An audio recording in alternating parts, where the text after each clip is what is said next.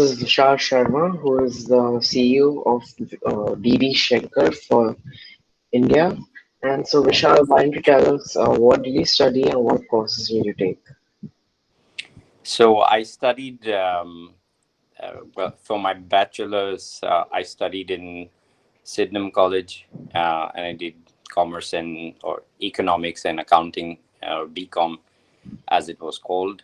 Um, then I had an opportunity to do MMS, Master's of Management Studies in Narsimhanji Institute of Management Studies, and then much later I did an MBA at the University of Chicago Booth School of Business, um, which was a general MBA.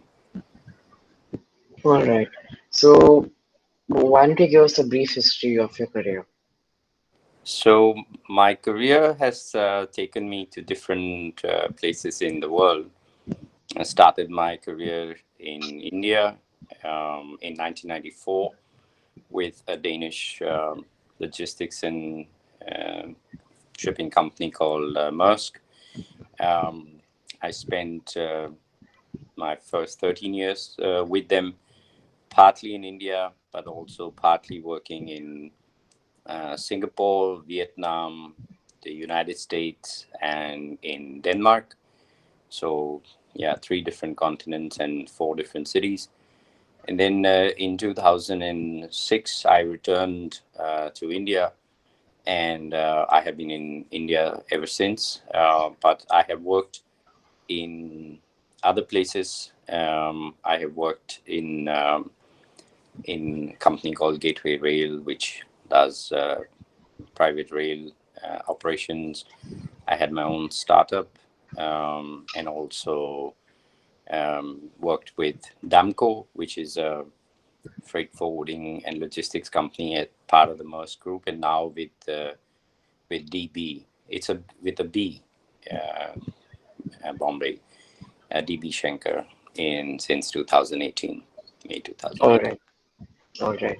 So, what was your main motivation? What was your primary motivation to become a CEO?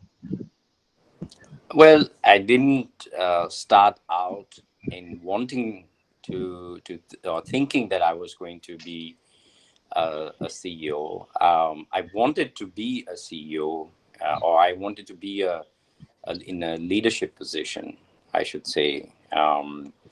When I started my career in Maersk, I remember that I was coming to the office one day, and I saw this big car come to the front of the office, and uh, the CEO at that time, he stepped out, and the way he was greeted, the way he had that air of charisma about it, and I felt that hey, that looks like a very interesting position to be in, and so yeah, I think I at a young time in my career, I felt I wanted to be a CEO because I thought that would be a cool thing to do, to be able to lead people.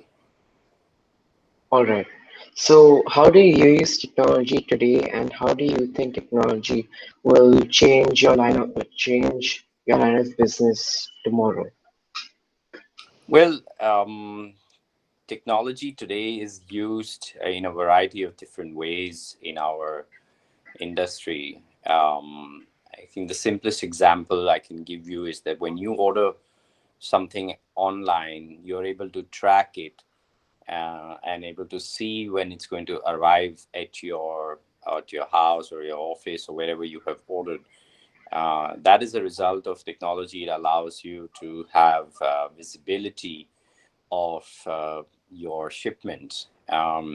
In our business in logistics, the primary interest that our customers have is in information flow, in knowing where their shipment is, where the cargo is. So that's a simple to understand example of the use of technology. And there are apart from that, there's a number of ways that we use technology to operate our systems, to design the most efficient route for our trucks, to design the most efficient way that, for instance, a ship will run, the most efficient way for it to use, to reduce fuel consumption. So there's a number of ways, and even robotics in the warehouses. So there's a number of ways, different types of technologies that are being used to in logistics. And going forward, technology is going to be an integral part. More and more, we will see the use of machine learning and artificial intelligence being used to predict prices, to predict demand, to forecast what the demand is going to be, and it will help.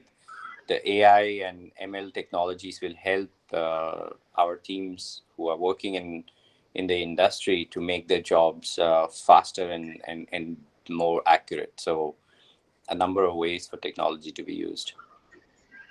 All right. What do you say are the skills that are really important to succeed as a CEO?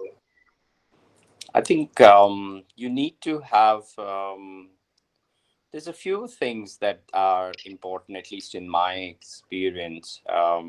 First of all, you must enjoy the privilege of leadership. You must enjoy the pressure that comes with being in a leadership position.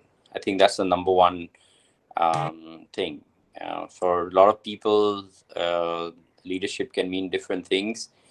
For me, it's a privilege to be able to lead people. That's the number one thing. The second thing you need to be able to do is that you need to have the ability to think on your feet, and you need to have the ability to analyze different parts of complex problems, and being able to figure out what the problem is. So good analytical skills are important. Then what you need is the ability to take decisions, and by that I mean also the guts or the conviction. So your decision making and your thinking process needs to be sound. And then the other thing that you need is certainly you need to have a level of empathy for people, a willingness to listen to others' point of view, an interest, a genuine interest in listening to your team members, and a genuine interest in other people's lives and their stories, because you get to learn a lot. And yeah, and I think the last thing I would say is that you need to have this feeling of lifelong learning, that you're always learning something. The moment you feel that you know it all, and then that is the start of yeah, your demise or poor performance. So being humble about the fact that you're learning always is really, really important. So I would say those are some of the things that you need to have as a CEO. All right. So, what guidance do you have for those who are looking to start up a business and not start up, but pursue a career in business today? Um, I Yeah, I would say that I think this.